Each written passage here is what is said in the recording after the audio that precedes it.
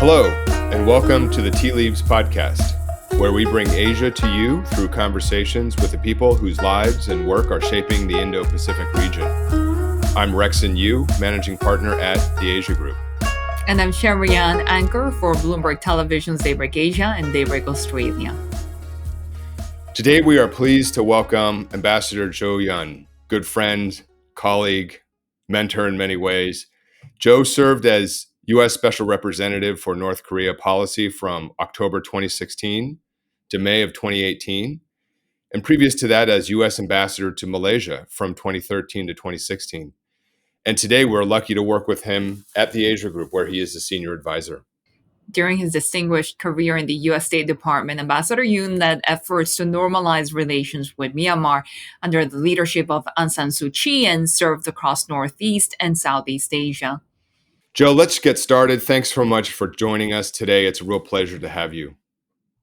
Thank you very much, Rexon and Sherry. I'm happy to be here. I'm a big fan of your podcast, so very glad to be here.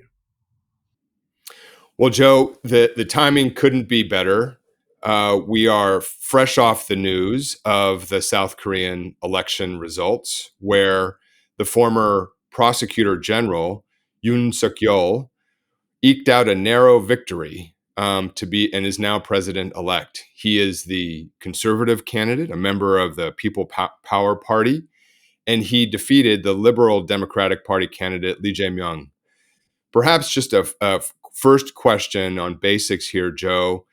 Give us your take on the election itself, the implications of the razor-thin majority, what it says about the state of politics and the mindset of the Korean people. Thank you, Rexon. This was a very exciting race. I was glued to my, internet TV all evening, and really Yoon Suk-yeol.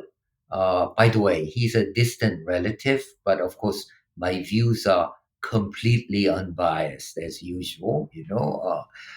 He won. He eked out the tiniest of margins. This was the closest race in Korean presidential history, and he won by less than 1%. If I look at how Koreans voted, there are really two big factors. One is region. It still matters where you come from, whether you are from what we call Honam area, which is southwest, or Yeongnam area, which is southeast. I mean, if you look at their voting patterns, it is amazing. Yeah. About 80% one way, 20% the other way. In both of them, they're mirror reflections. And so, of course, the big contested area is around Seoul, which is made up of many different people from different areas. So if you can carry Seoul and the capital areas, you are almost there. So that's how people voted, number one factor. Second is how people voted determined how old you are. Mm-hmm. So if you are 60 plus years old, then you're going to be conservative. You remember the bad old days of, communists making trouble and, economy being poor and the rapid growth era. So you remember that. If you're so they will vote conservative. If you're in 40s and 50s, you mostly remember protesting against the authoritarian era of Park Chung-hee, Chun Doo-hwan, and so on. So you will vote progressive. So what was determinant was really those young people, 20s and 30s. They grew up, in the era of plenty, and they don't really care that much about communism or threat from communists. So they care more about pocketbook issues. And so that's where it was largely determined. Just one more thing. Among those 20s and 30s, there was a huge difference between how men voted, how women voted. Men tended to vote for the conservative candidate, which is new, because they feel as a sex, as male, they've been discriminated against. We may find that strange, and we can get into that later. But that's a very strange development in South Korea, where young men feel they have been abused and discriminated compared to young women. But young women voted for the progressive candidate. So in the end, kind of even, really divided country, and that spells problems for governance, in my view. In Korean political history, last three Korean presidents, two ended up in jail. One just got out of jail. The third one avoided jail by killing himself. So it is a very difficult life, especially for ex-president. And so the governance is made that much difficult because of lack of complete mandate, and also because the National Assembly is completely in the hands of the progressive. So President-elect Yoon has really his work out cut out, and his governance will be difficult. Tell us a little bit about those big issues that really dominated the election this time when it comes to the South Korean economy. Because every time I look at a South Korean election, it seems to be income inequality, not to mention housing prices continuing to soar no matter in which administration you're in. Sherry, absolutely right. The number one issue for the voters was housing prices. Now, Moon government entered in saying, housing prices, especially around the capital area, where over half people live, by the way, is too high.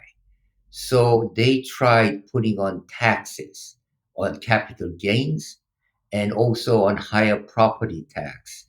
Well, that made people who have houses angry. Your taxes have gone up, and they have protested against that by withholding sales. So supply has gone down. So that meant housing prices went up, completely contrary to the government policy. So that was one big reason where most people who don't have house now feel they have no chance at house ownership. That was a big reason. And of course, that is very much related to income inequality between haves and have nots. And so that was the overwhelming economic issue, and people's dissatisfaction with the government at the moment is housing prices. But the bigger picture on that is income inequality. Tell us a little bit about how that entails into perhaps the economic revival of South Korea as well, because of course we continue to see the reopening of South Korea, restrictions being eased.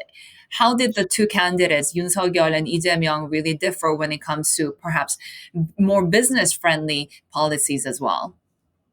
Well, as is of course usual, the conservative candidate is very much seen as a business friendly candidate. But I would say Lee Jae-myung does not come from the main progressive line. And so he also, was of course the governor of Gyeonggi province, which has support huge amounts of industries there. So I don't think the division there was as sharp between one pro government, one pro, I guess, welfare. But still, Lee Jae-myung has more platform on supporting, I would say, working people, and he's very famous in Korea for universal basic income, which he implemented while he was Gyeonggi governor. So he had more of ideas on how to appeal to working class and to the progressives in particular. I would say Yoon's economic platform, I mean, really, if you think about it, Yoon has no political experience. He has been prosecutor all his life, and his claim to fame is having, of course, indicted President Park Geun-hye, and Hmm. after that getting into massive fights with a Moon government. So he was seen as a crime fighter, not necessarily crime as we would think about it, but political crime fighter. And so that, I think, so for me at least, I really don't know where he stands on some of the most basic economic issues, as well as foreign policy issues. And that's where I was gonna go because he never sought public office before actually running for the top job of the country, right? So he's also a foreign policy novice. Does that concern you in any way, given that obviously, as we have the election campaign going on, as always, North Korea was making a lot of noise? It does concern me that he has so little political experience, that he was essentially brought in by the conservatives because he happened to be popular in fighting, political shenanigans, crimes, and whatever. I mean, to me, the analogy might be it is as if Comey became popular, and said, oh, listen, there's a guy who's going to go against Trump. Let's have him. So it's a little odd in that, and so one fear is that he will now go after people, especially former Moon officials, Moon Jae-in himself, to consolidate his own position once he gets in, because governance proves to be so difficult. I was in Korea when President Lee, Lee Myung-bak, got elected, and of course he had to consolidate his position. The previous progressive had just been and he committed suicide, and he'd been out. And I was working at U.S. Embassy at that time. Nightly there were anti-Lee protests, and do you know what the issue was then? It was over beef, The FTA imports of was there covering those protests. I remember yeah. that very clearly. And so Koreans can be very difficult people. Nobody really comes out in support of we love the government, but they will come out in protesting, and that beef crisis almost brought down the government, and that was amazing. And so this governance issue and people protesting, I kind of think Yoon, President Yoon, will face very similar problems, and there is question of can he govern effectively. Joe, let me ask you: how do you assess the top advisors around Yoon that he has used in the campaign, and individuals we might expect to see, in his on his Blue House team or in senior jobs in the cabinet? Right. What do they look like? Do they give you reassurance? Do they contribute to your concern? Well, number one, they're a little older than the previous lot, so it's reassuring, at least for me, you know. Uh, but beyond that, I mean, as we just discussed, because Yoon is pretty much of a blank sheet as far as substantive policy is concerned, his advisors become that much more Right. important in my view. So far, he has been listening to traditional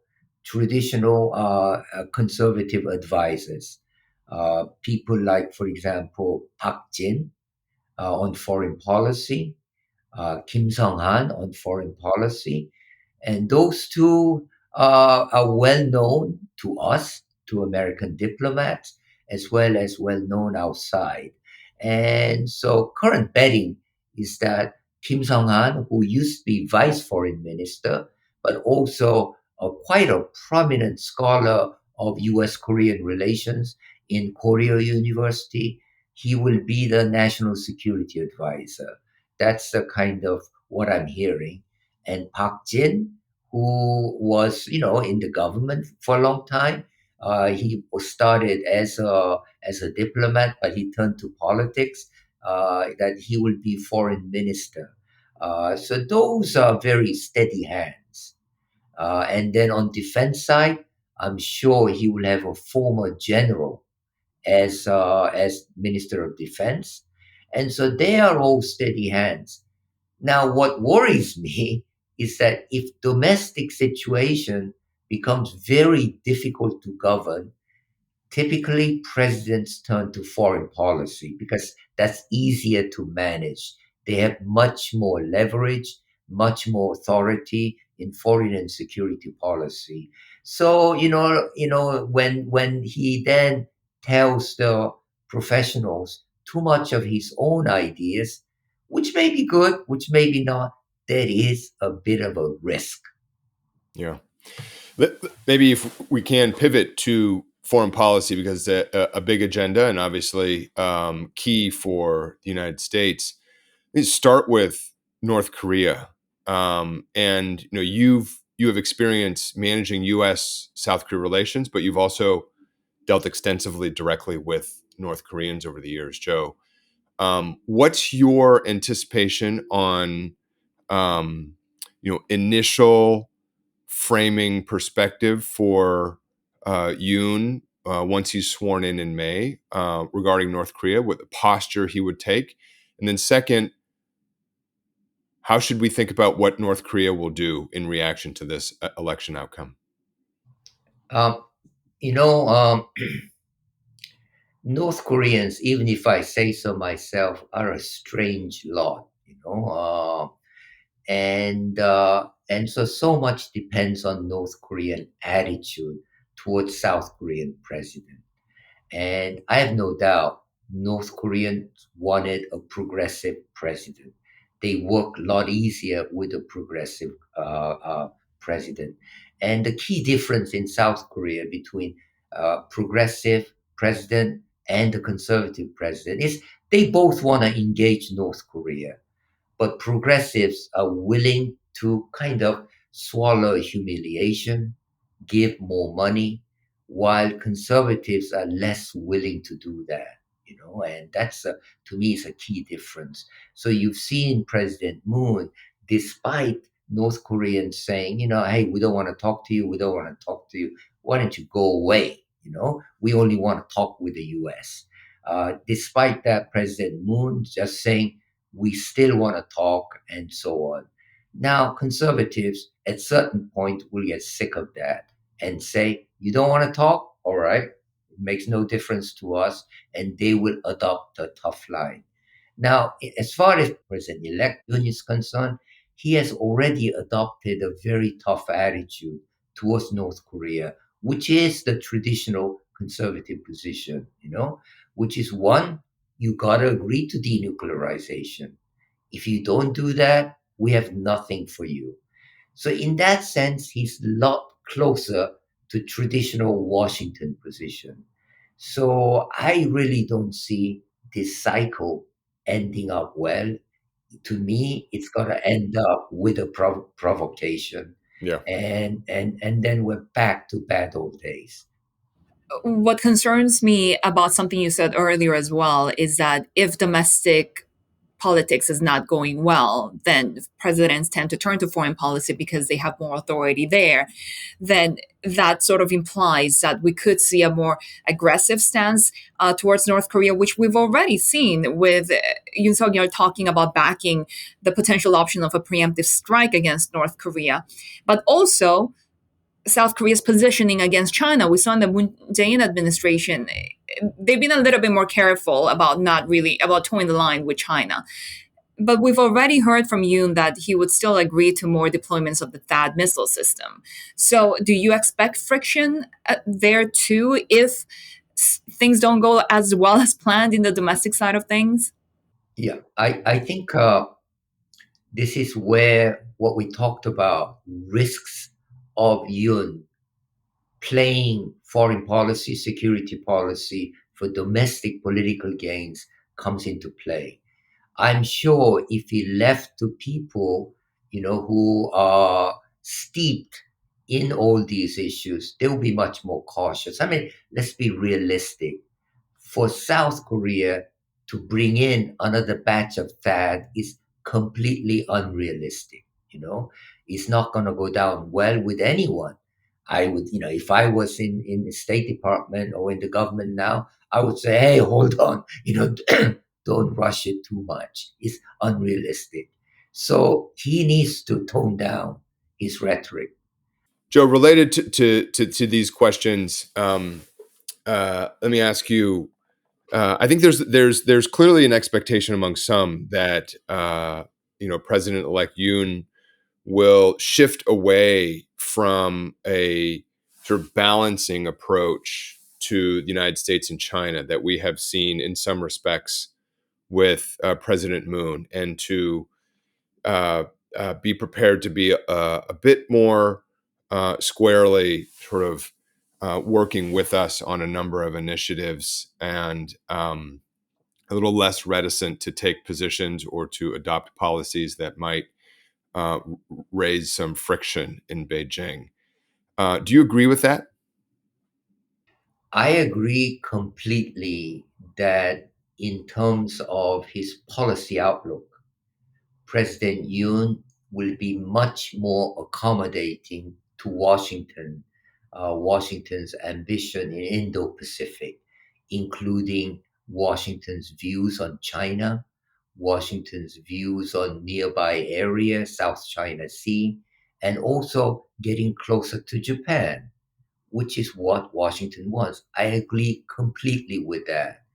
Now, the question is, how much room does he have? For example, earlier on in the campaign, he had said he would like to join the Quad. Now he's beginning to backtrack, and saying, well, it's a good idea. We will certainly study the possibility.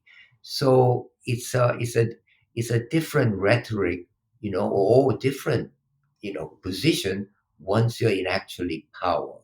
Earlier on, he had said he would like to see at least tactical nuclear weapons deployed. That's a non-starter again.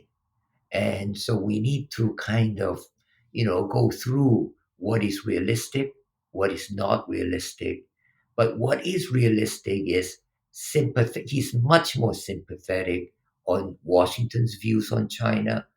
But still, the reality of South Korea is that they need to balance the two, Beijing and Washington, and they have to survive through that balance. Joe, there's a real interest. You mentioned the prospect of better relations with Japan, and there was a push last year to see what was possible, and I think the political calendars just didn't align. I tend to see that if you look at 2022 and in the second half, there's a window for the possibility of a real push, facilitated by the United States to try to address some of the issues that have been the real friction points between Seoul and Tokyo, and the notion of the three leaders to getting together later this fall, I don't think is out of the question. Would you prioritize this, trying to, if you were back in government, trying to broker and facilitate this kind of arrangement between our two allies, and aim for that kind of ambitious objective towards the end of this year? I would definitely aim for that. I think that for Washington should be the highest political agenda, improving relations. But it's got to be done very subtly, and so last time there was any significant improvement between Seoul and Tokyo was in 2015 over the Comfort Women Agreement, and that was pretty much very well, subtly, developed by Washington in conjunction with the two. But we have to understand, of course, there are limits to especially South Koreans side. So it's got to be done slowly, but I think there is now a unique opportunity. Prime Minister Kishida in Tokyo was foreign minister when actually this 2015 Comfort Women Agreement was worked out. Hmm. And so there is an opportunity. And what we must do in from Washington is how to make the improvement sustainable. And so don't go for really high flying items, but slowly build up trust between the two.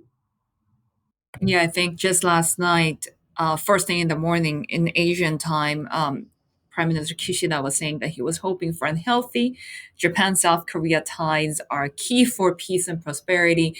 But I wonder when we're talking about Washington sort of setting the bridge and helping the relationship just become a bit warmer, how big of a priority is that for the Biden administration right now? Because I'm willing to bet that they want that, but at the same time, they have so much on their table already, including dealing with Russia's invasion of Ukraine. Mhm.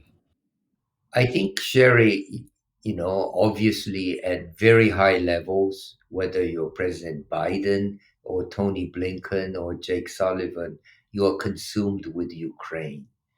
But we do have, several competent people below that level who are able to work these things. And I think actually the timing with everyone consumed with Ukraine, for people like Dan Crittenbrink or Kurt Campbell, or even a little bit above that, this may be an opportunity to work with them. I'm sure Kurt's not so involved with Ukraine, and so and same with Dan.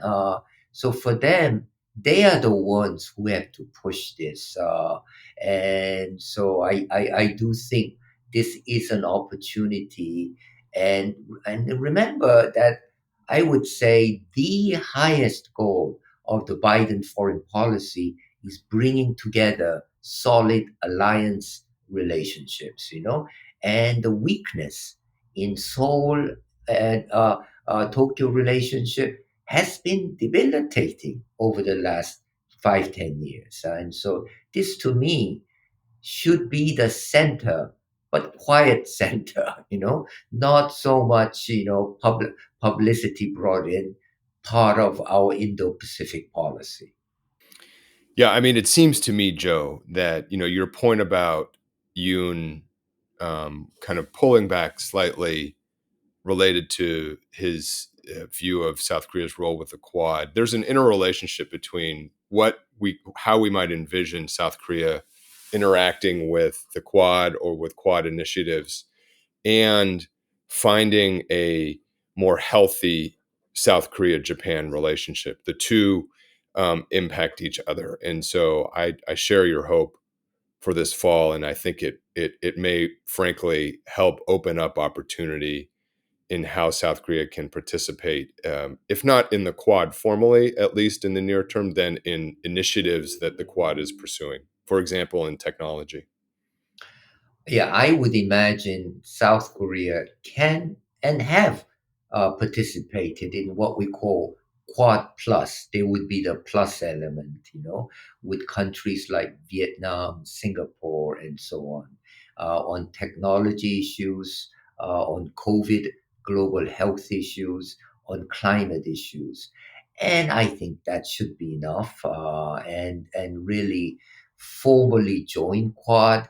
One, you got to change the name to Quad to Sank, and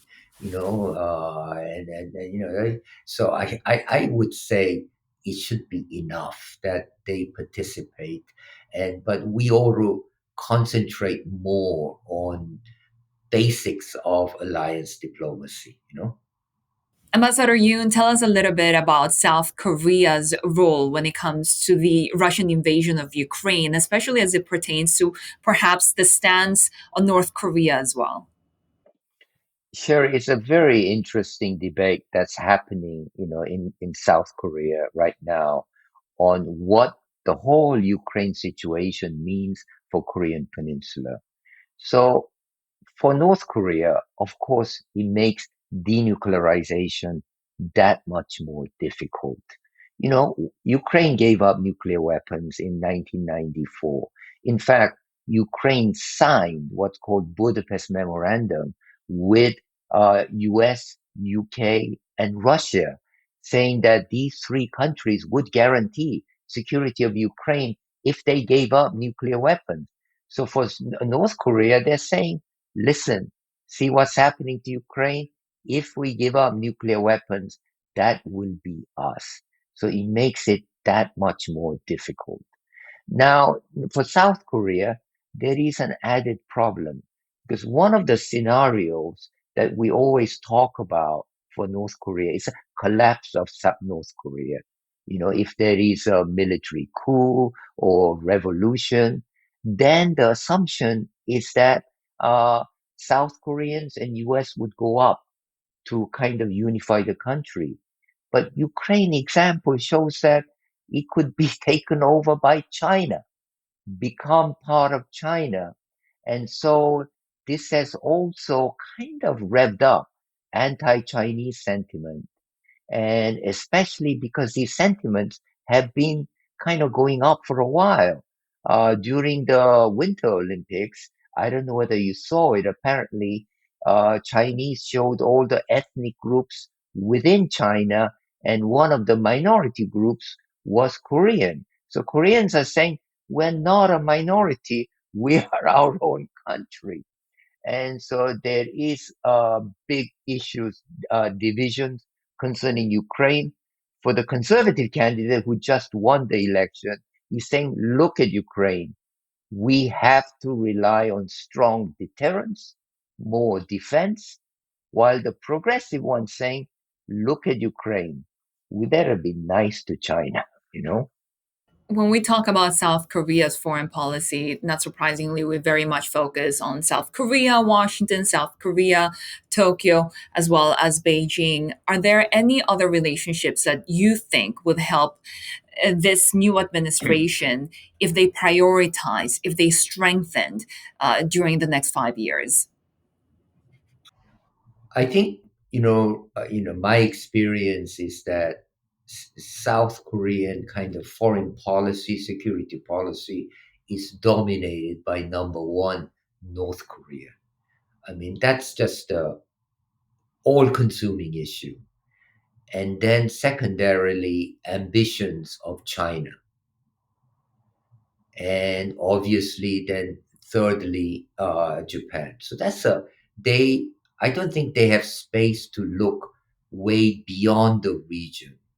So for them, that plus US, which is a guarantor of South Korean security, really defines, frames South Korean foreign policy.